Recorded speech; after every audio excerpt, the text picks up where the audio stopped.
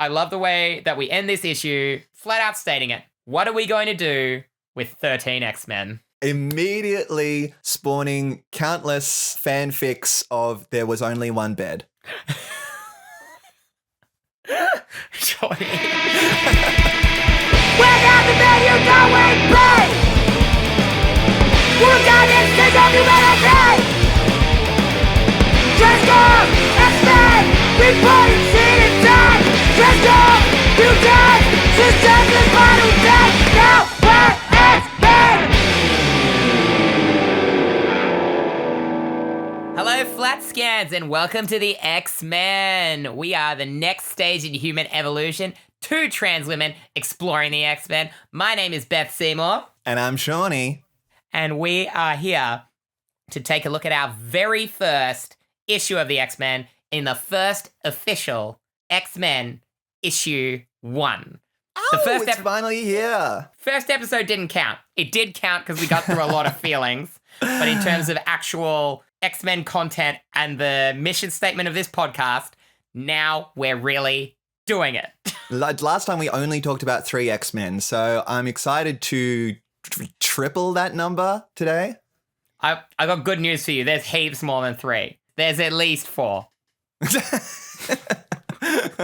Okay, there better not be more than 9. I don't know if my brain can handle it. Oh, no. Like, I should have let you know when we started this thing that I had locked you in for the next several decades of your life, getting to know all of these characters. But we're going to start with one single issue today, and it's not even the first issue, but we'll get to that. Firstly, Seanny, how are you? What's new? I am doing really good. It's a great day. It's my dog's birthday. So, it's been all about him today. How many human years / dog years? He is 8 in dog years, which means he is an amount of human years. I think you mean is he 8 human years and then you multiply that by a certain number to find the dog years? That's exactly what I mean. He's 8 maybe I got it backwards. Years. I don't know. I got a cat and she's no fun. And I love her to death, my weird little freak. I love my weird little freak too. Bless our weird little freaks. Speaking of, how are you, you weird little freak? Oh, you always know exactly what I want to hear. Look, I'm doing great as well. Obviously, we got a lot of music stuff going on at the moment. Oh, but yeah. I have just downloaded The Sims 4 for a secret project. And Incredible. I've been working hard, Seanny, on making us. I have been seeing some little sneak peeks and I'm incredibly excited already. The fits are on point, just like us in real life. And speaking of which, what are you wearing today? Okay, I am wearing my favorite Japanese Reptar shirt. That goes so hard. Thank you so much. Of course, I had to make it a nice little croppy. I love me some Godzilla, and Reptar was my first Godzilla. So, one of my faves. Look, we follow the gospel of crop every t-shirt on this podcast. Yeah, must be obeyed. Must be obeyed. My God is the crop. That's my God is the crop. Put that on a crop. What are you wearing today? Talk us through it. I'm not in hot girl mode because we're in the middle of the week. I'm in business mode, and I'm wearing this lovely Dangerfield dress / pinafore that I inherited from my friend Kate. Kate's a treasure. When I started transitioning, she gave me so many old clothes that she used to have. And honestly, not a lot of them are my style, but this dress has stayed in the rotation for a very long time. I feel like I'm serving a bit of like a 90s look, maybe a little bit of the craft. Definitely. You're very crafty. Love it paired with a little white tee. Wearing a little t-shirt under a dress. That's my signature move. People out there who want a fashion hack for looking real cute. If it was good enough for Buffy, it's good enough for me. All right. I am really excited to jump into our issue for today. It's the first issue we're looking at. And as discussed briefly last week, we're not starting from the very beginning of the X-Men. There's no point. This is first and foremost a queer podcast, and we want to get into those diversity and inclusion storylines and the mutant metaphor We still got a little bit to go before it becomes fully formed, but the seeds are planted here today in Giant Size X-Men #1, published in 1975. Woo! Giant size X-Men. We're going hyphen mad.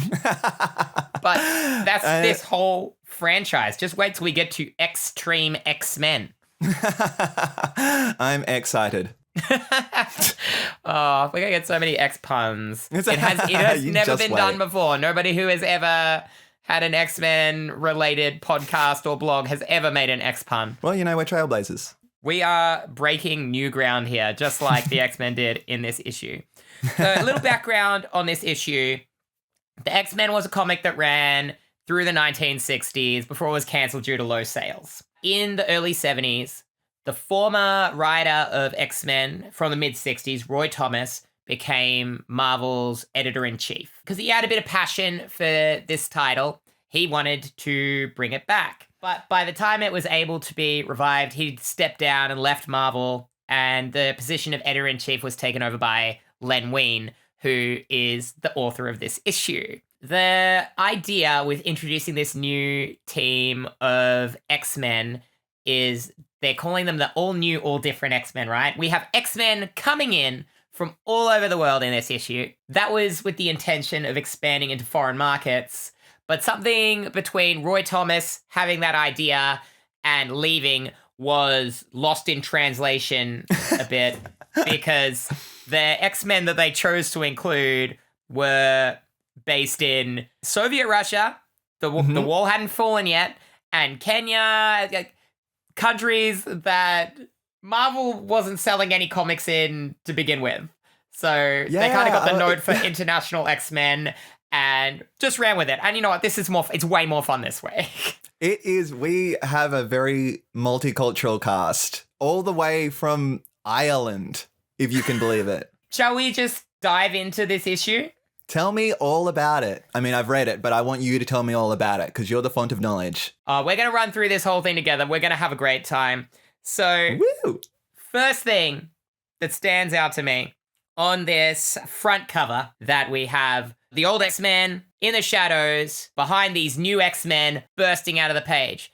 And we are seeing straight away Cyclops in two places. He is up the top and shot with the old X-Men, and he's down there bursting through the new X-Men, and that shows us he's a holdover. Cyclops is here to stay. He's the leader. He's always been a leader. He's the man.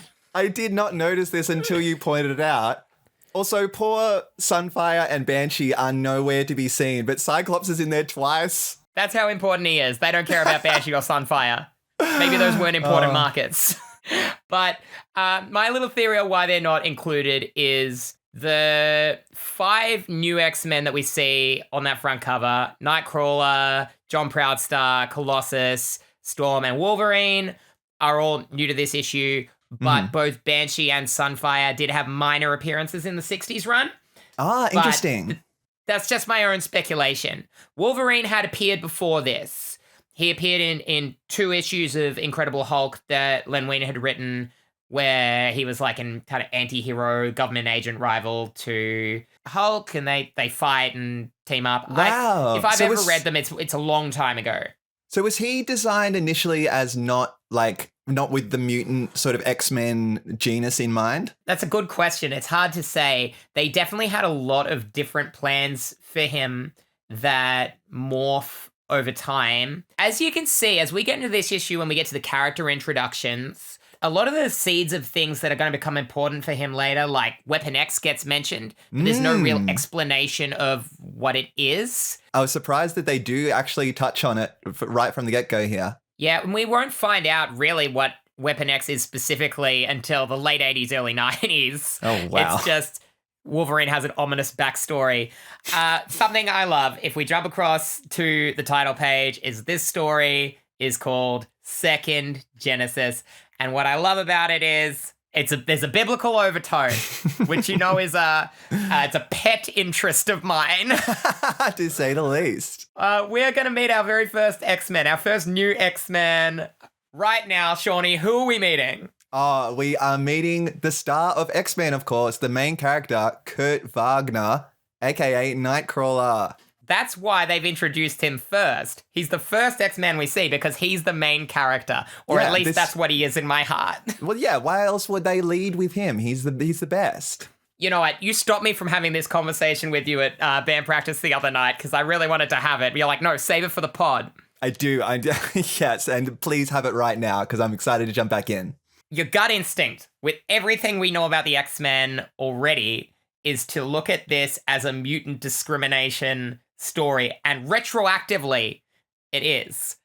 But if you look at these villagers that are chasing and hunting down Nightcrawler as he first appears, they're calling him a demon because, you know, Nightcrawler, he has powers of teleportation, he has some camouflage, he can kind of disappear into shadows, plus he's incredibly acrobatic, but whether that's part of his powers or due to his upbringing in the circus, who knows. But they're chasing him with pitchforks and burning torches through a medieval town. The whole deal, there's a cross being hoisted up at him.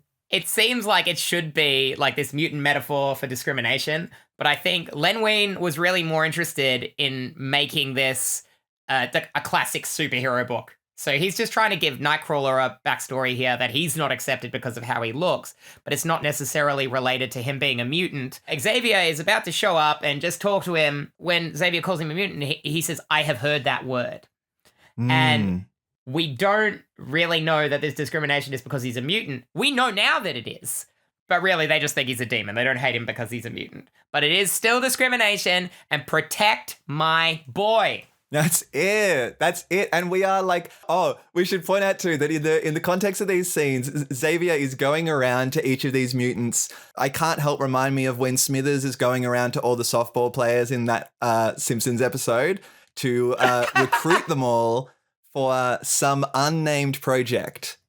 We don't know why they're being recruited. I was surprised as well that we jump right into it with the mutants are discriminated by humans, and like whatever the context applied to it in this context, that's the first experience we're getting right off the bat. And I just find that really interesting because none of the other mutants we meet are really going through that.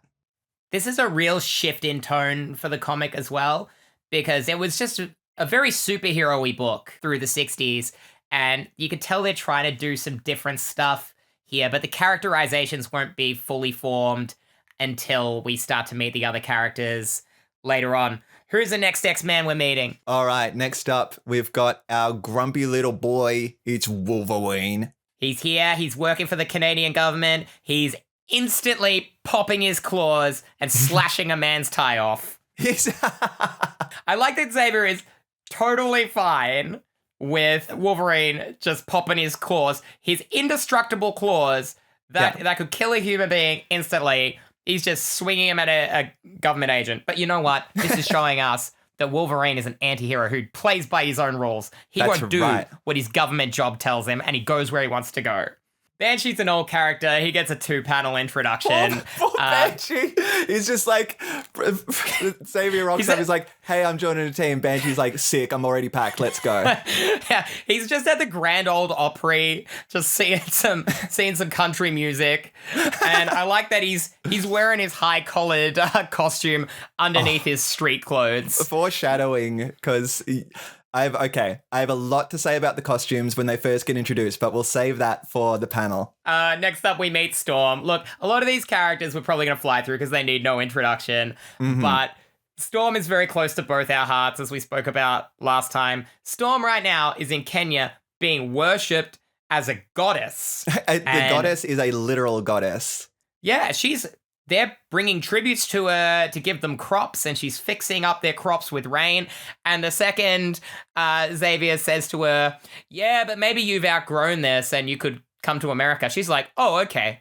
Yeah, she's like, babe, chill out. Let's knock you down a notch. Hey, come join my team. She's like, yeah, okay, cool. Sunfire next. Sunfire, who also only gets 2 panels, but one of them's very long. He's from Japan. I guess we should be saying where we've met these characters so far. Nightcrawler in Germany, Wolverine in Canada, Storm in Kenya. Banshee's from Ireland, but he is catching some country music in the American South right now. And we're meeting Sunfire in Japan. Again, he gets a short introduction because I'm taking it to mean that they think Marvel readers are familiar with him from like the 1 or 2 issues of the classic series that he appeared in. Yeah. Classic Marvel behavior. A lot of good And faith. I love him because he's always a grump. I thought Wolverine would be the grump, but Sunfire has outgrumped him. Now, we're about to head to Russia, or as it was known then, the Soviet Union, to meet Peter Pyotr Rasputin. And the second we meet him, he immediately annihilates a tractor with his indestructible steel body because his little sister is trying to dig a sandcastle in a field of grass. Yeah, I think that's what's happening. Yeah, he's out in the fields working, sees his little sister, and there's a runaway tractor, and he's like, metal mode time, puts on the metal cap. None of the farmers on the, I think it's called the Ost-Udinsky Collective, are very surprised by him turning metal. So it kind of says something about this world of mutants that we're seeing, that a lot of the people around them don't really care. Everyone seems to be pretty familiar with Colossus's powers. If you're running a collective, you want the huge, strong metal man on your side. Except when he annihilates your tractor. Yeah, sorry about that. Okay, this is my first little side note. I promise I won't be too nitpicky with the art stuff, but every now and then it pops into my head and I can't help but say it. Comic artists often have trouble drawing children's faces because they're so used to drawing adult faces. They're like, I don't need to study a child. It's just a small adult. So Colossus's sister has the body of a small child and the face of just some 30-year-old woman. When you start to find out what Ilyana's going to go through later, you know, she's earned that old face. I got to not get ahead of myself. She's one of my favorite X-Men ever. Wow. Okay. I didn't even know she'd be coming back. That's exciting. Magic. We love her. Don't let me. Now, we're gonna meet the last of our new X-Men right now, and that's John Proudstar, codenamed Thunderbird. Now, admittedly, I'm not super well-versed in the plight of, like, Native American, Apache people. Like, in Australia, we would say the traditional owners of the land, like the First Nations people of our country. It really seems like there's such a diverse range of cultures of the Americas that, like, they've just not done any research on and mushed them all together. I was gonna ask you about this because it is interesting representation. He does call out white oppression. He's also not too keen on his own people and says they're a bunch of wimps, essentially. This man also just loves to say slurs. He immediately calls Charles a slur the second he rocks up, and he's going to call somebody else a slur later in the issue. But how does Charles recruit this man? By insulting him right back and insulting his people. That's right. That's the kind of master manipulator that Charles Xavier is. And this needed to be handled better. We're reading material from like this time. We are like probably just going to call it out. Thank God we've mostly grown from this. But John Proudstar is an X-Men now, whether he likes it or not. Immediately, Charles Xavier has formed these X-Men into a team. Woo. Don't even get to pick their own code names. They don't even get to pick their own costumes. Oh, okay. So all right. I kind of want to go through like each one of these costumes and hear your thoughts on it because I've got thoughts. You know, I'm going to go from the fashion viewpoint and you're going to go from the design viewpoint. So what do you got to say? All right. So look, Wolverine, it's classic Wolverine. He's got his yellow and blue. Really good design right off the bat. Sunfire.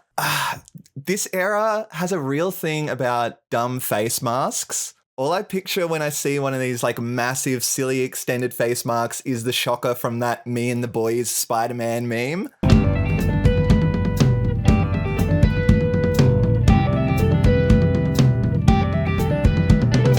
Sunfire, I think they're really trying to put a Japanese sort of twist on his mask again, but not putting any kind of actual research into it. Just thinking, what would a white person in the 60s think somebody from Japan at that time would wear? Banshee loves flamboyant high collar.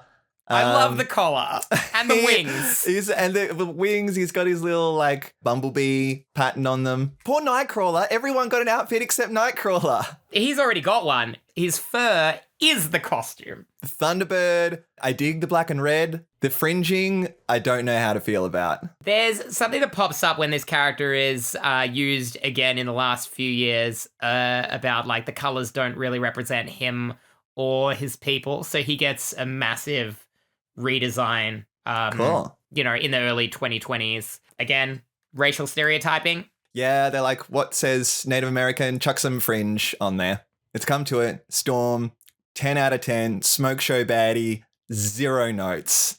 I love the boots. The boots, the thigh-high black boots. The random buckle around her belly button is something that has always struck me as a bit strange. She's got like a sort of like goth bikini kind of thing. Pretty Dom Queen energy going on here. Except for her like shawl kind of thing. It's joined to her wrists like Stevie Nicks style. But yeah, I dig this fit big time. Look, she's classic. She's an icon. She has a lot of great costumes over the years. Oh, I can't wait. Got anything to say about Peter?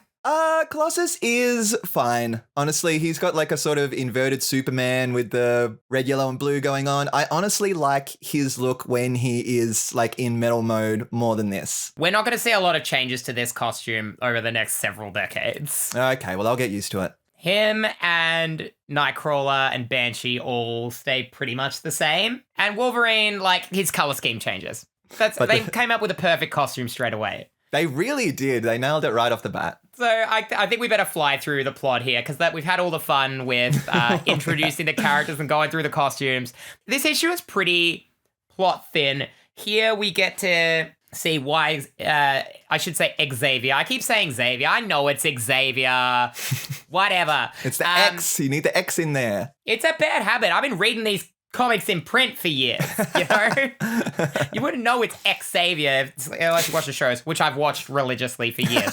It's a terrible excuse. The thing we need to understand about mutants as they exist at this point in the Marvel Universe is it seems like in modern X-Men media that there's mutants everywhere, but at the time they're implying that the mutants that we have, that's all the mutants, pretty much. And anytime Cerebro detects a mutant, that's a new mutant. That's a new mutant that's been discovered when their powers have manifested or has come onto Cerebro's tracking. This whole sort of thing falls apart later because it makes a lot more sense for there to be way more of them. But they really try to tie the origins of these mutants early on to like nuclear testing and the A-bomb. Okay, yeah, it was very popular at the time. You know, children of the 40s and 50s, it would make sense in the 1960s for their parents to have been exposed to nuclear radiation. I guess if everybody in that time had been exposed to nuclear testing. It's going around. But that's the original idea where X-Men came from. So a new mutant is detected in the South Pacific, and the original team of X-Men are sent there to explore. None of them make it back, except for my boy Slim Summers, Cyclops. And as a result, Xavier recruits a second team of X-Men to go get them. So their mission is to head back to this island in the South Pacific and find this mutant. Cyclops gets his powers taken away. We get some really creepy drawings of his beady little red eyes, not in laser mode. One thing I've noticed about Cyclops is that he's always stressed out. If you're making gags, he's like, hey, stop it with the quips. We got a job to do. This is why everybody thinks Cyclops is so uncool when you're a kid and you're watching that show. As an adult now, and I look back, I'm like, oh, the rest of these people, they are all insufferable and useless. And he's like the only sane person in the asylum. So no wonder he's constantly like a cop one day from retirement. Something that stands out to me in this little flashback, the Iceman makes some quip about how it's still better than Cleveland. Like, I'm not from America, but I think from what I've heard, Cleveland is fine. So the line is all the insects in the air, the overgrown jungle. On second thoughts, maybe this is Cleveland. He hates Cleveland. I think maybe we're missing some context, but my understanding of Cleveland pretty much comes from the front cover of E1999 Eternal by Bone Thugs and Harmony. And I think the whole city is one street corner where one of the greatest rap groups of all time are just standing. Well, there you go. That's mostly what he's talking about. The new X-Men, they set out on the jet. It's not called the Blackbird yet. They're immediately fighting. They do not get along. Yes, this is one of my favorite little plot devices when you've got new characters, is to pair them off into little groups. Like, they're all arguing, they're all sort of like want to be the star, and you get these really cute little like sort of segmented dynamics between them. I love that Sunfire immediately says, "I'm not coming." And then he follows the jet. He gets called another slur by Thunderbird. Oh my God. And then he just comes back on the jet, and here we are. This is a big issue. This is a double-sized issue, but they try to do so much that everything just has to happen so quickly. It's super fast-paced. We'll find out later even more so, but yes, let's keep going. Okay, eventually we land on the island, Krakoa. All the X-Men split up for no apparent reason, because they all meet up at the same place. But one of my favorite little moments during this whole sequence where the different X-Men are trying to get across the island to all meet up at this central temple is Peter saying, "These creatures, for threatening you, I will crush them," to Storm. He's a romantic. Our boy's a romantic. So out of all the duos, this is definitely my favorite. Also, the creatures he's talking about are some falling rocks. He's like, "Screw you, rocks. You're going to fall on Storm? I'm going to hit you with this big stump." And Storm proves that she doesn't need protection and blasts them away also. I imagine they both do like the stoic nod to each other after this scene. That's our queen. We love her. We love her so much. They finally make it to this ancient temple, and Cyclops decides to give them a practical lesson in the art of being an X-Man, and that's what he calls breaking and entering.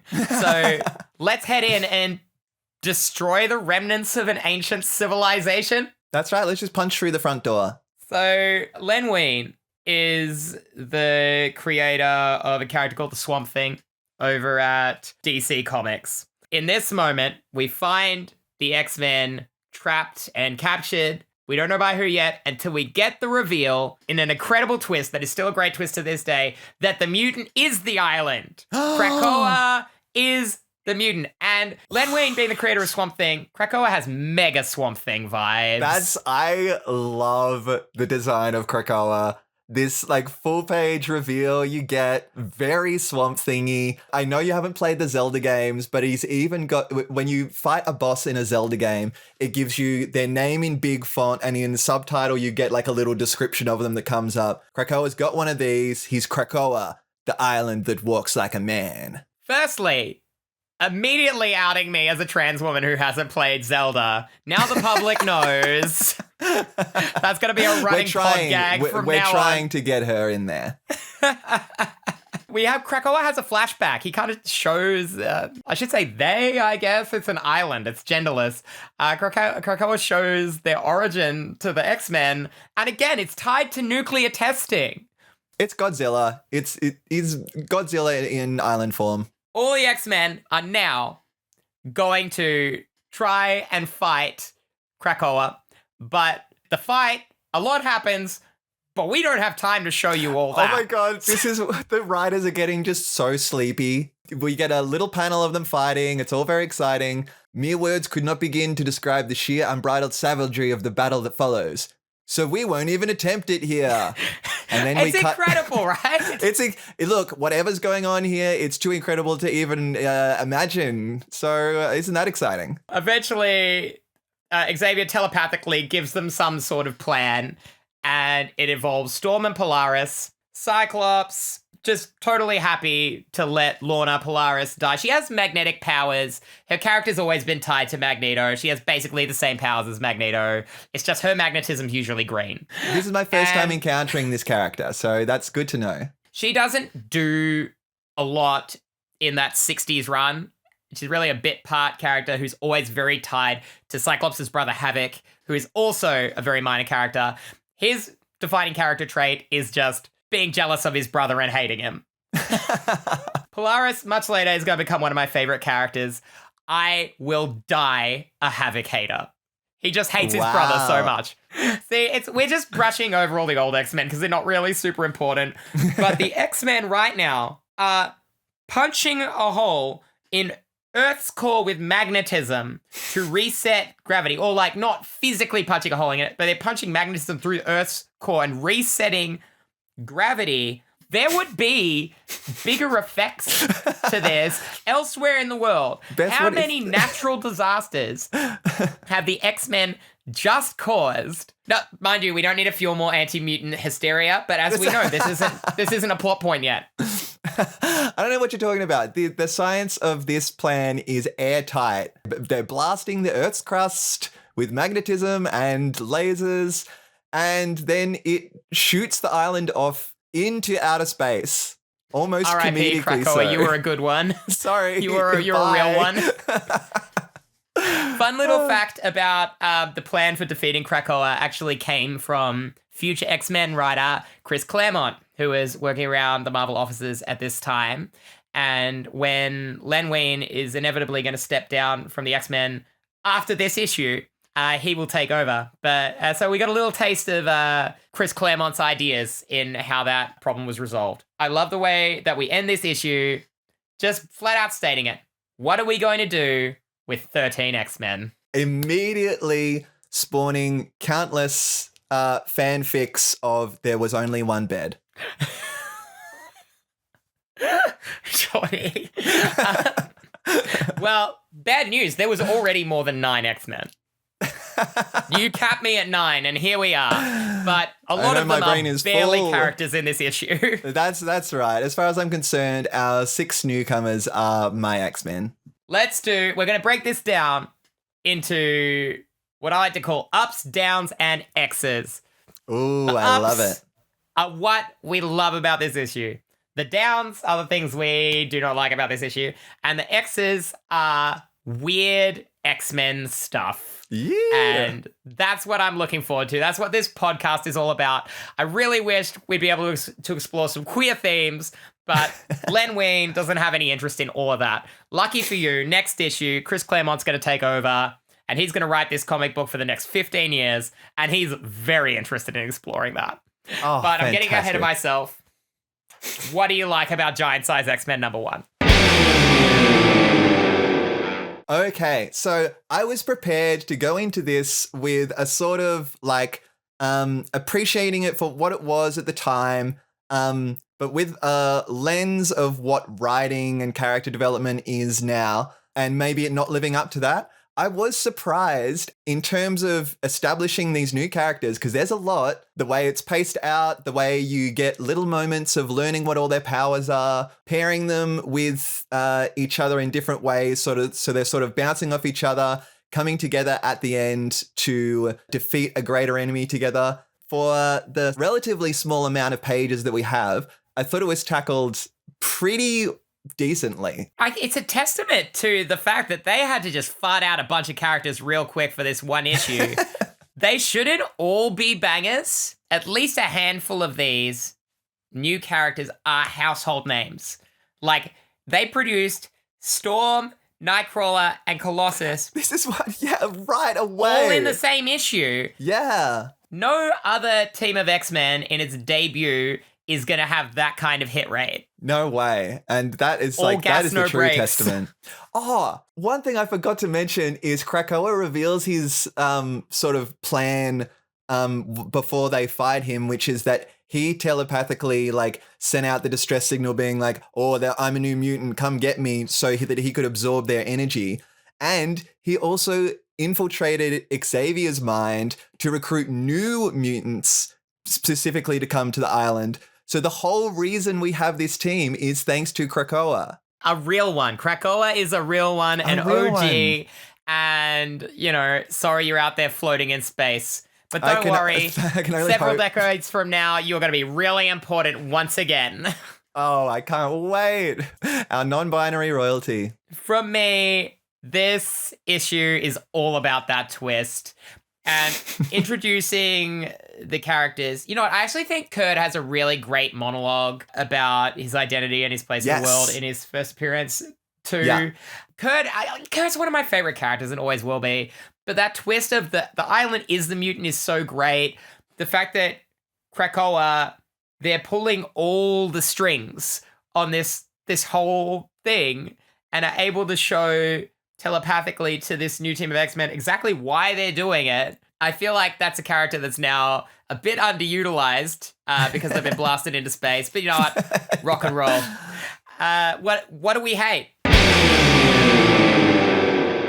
For all I said about the pacing at the front end, I think the last quarter is very rushed. We already explained that we get the climactic fight basically talked away. And obviously, like, the racial stuff being a little bit two-dimensional. I agree with you 100% here. I don't really think I have anything else to add. It would be nice for this to remember that it is a comic book and that maybe the action is kind of what we want to see.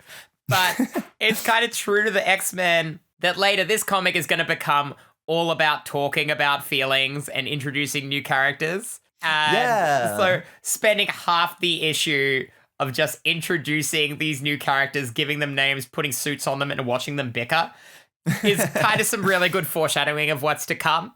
It just makes for a really weirdly paced issue. Yeah, and that's why I sort of like, I can't fault it too much, because if that character development came at the sacrifice of having a few less pages of them shooting beams at a giant swamp thing, then go nuts. It would be great to see some creative uses of their powers there, I think. We don't really get a good understanding of what these mutants' powers are or how they can use them in those fight scenes, but we're gonna see plenty of that. Yeah. Some of them are pretty loosely defined. John Proudstar, like he's a bit strong and fast, and for a long time, there's not a lot of like differentiation between what his powers are and That's what true. Wolverine's are. I didn't think about that, but he gets poached for being a mutant, but I don't really see him doing anything mutant-y except take down a bison with his bare hands. So he's strong, but Colossus is strong, and Nightcrawler's Colossus fast. is strong, yeah. Wolverine's strong too, because right now, like, he's got claws. We're not really like, I don't think we've established his healing factor yet either. Yeah, right. Let's talk about the X's. What is weird about the X-Men in this issue? Well, I guess right off the bat, this is sort of delving into the artwork category for me. The way this art style is drawn, which is very sort of indicative of this comic book style at the time. And Marvel was very prescriptive at the time with what they were willing to allow their artists to do, and they had to draw in this particular style. See, that I find that really interesting because it is like, it's such an iconic style. It's very heavily shaded, always it's super intense black shadows, even if they're on like a brightly lit beach. And all the male characters suffer from what I call canyon mouth, which is huge lines around the mouth. Cyclops is a particular victim of this, and it makes for some very funny face poses. I don't think we've name dropped Dave Cockrum once, but Dave Cockrum is going to be a long-time artist on this title. He's going to leave and he's going to come back. I think he does the job fine. I think we're going to see some improvement in his style, but for the time being, he's a serviceable and classic Marvel style artist. That's it. And look, there's enough cool images in here that are getting me through it. For me, the X in this issue is just immediately with the personalities, because they've introduced these characters from all over the world, immediately making them argue and call each other names, but they're really trying to give everybody a different personality. You know, Colossus being very protective of Storm. Yeah, true. Nightcrawler seems to have like understanding and calmness to him in the face of probably being discriminated against his whole life. True. And I just think that's going to be a real joy to see unfold. Oh, I've read it all before, but it's going to be a real joy to talk about it with you. To learn more about our main character, because he is the main character of the X-Men. That's why we saw him first. That's right. And he kicks it off in such an interesting way and gets like sort of backbenched for the rest of the episode. He's like a local band. Big things coming soon. I guess that's a good time to leak what we're going to be doing next episode. We're continuing our run. Giant Size X-Men is a single issue, and it gets picked up where it left off in Uncanny X-Men number 94. It was actually still called X-Men at the time. It doesn't become Uncanny for many issues, but it's the title that will be known as Uncanny X-Men. But X-Men 94, we are going to see 2 more issues that were plotted by Len Wein, but he just didn't have the time to write them. So we meet the GOAT, the icon of writing the X-Men, Mr. Chris Claremont, in our very next 2 issues, X-Men 94 and 95. I cannot wait to read them. Oh, I'm excited to become acquainted with little Chrissy Claremont. He's on the leash a little bit in Len Wein's issues, but as soon as he's off the leash... As soon as Len leaves to start the band Ween... I don't know, have you ever... I've never listened to a Ween song. Is this one of those bands I should listen to? Yes, but no. Look, this isn't going to become the Ween podcast, but they're one of those bands where you probably have heard one of their songs, but they're so different from each other. You're like, wait, that's a Ween song? All right. Well, it'll be another spin-off podcast for us. We'll do the Daredevil podcast. Yeah. We'll do the card game podcast, and we'll do the Ween podcast where you introduce me to Ween. Great, It's against like my own will. Move over, Rob Harvella. 60 songs that explain Ween. Beth, what do you got coming up? Hot off the heels of our recent album launch, Beth, Seymour and the Lizzies, we're dropping a brand new single, October 31st, called Don't Look Down. Woo-hoo. And that's a taste of our upcoming second album. Yes, we are unhinged. We're releasing our second album already, called Outside You'd Love Me to Death, on November 28th. So you got that to look forward to. Y'all have no idea what you're in for. You know, it's our record, but I'm a huge fan. We've talked about what a huge fan I am. That's how I sucked you into the band. That's like, it. Seanny, here's 2 albums that I've made wanna be in a band. I love organization, and when a band has 2 albums worth of material before it's even played a gig, that's where I want to be. That's what we call hashtag Big Beth Behavior TM. We love to see it. Well, I guess that's a wrap on this episode. I'm looking forward to going offline and continuing to work on my Sims. I can't wait. It's been nice to hang out with you, Seanny, as always. Always. And I can't wait to do it all again next week. Thank you for listening, Flax Scans. We are the X-Men, the next stage in human evolution. 2 trans women exploring the X-Men, and we will see you next time for Uncanny X-Men 94 and 95 with Chris Claremont. He's not on the show. Oopsie. Oh my God, you got Chris. See you later, Flat Scans. Bye. Bye. Let's do the sync. Ready? 3, 2, 1, go. Beautiful. Why are you going back to 1 clap? Because I realized 3 was unnecessary. And so you didn't tell me we were cutting it down? Beth, we just talked about how we had 1 brain. Didn't you get the zap? I guess we don't have 1 brain. Love you, though. We're still working on it.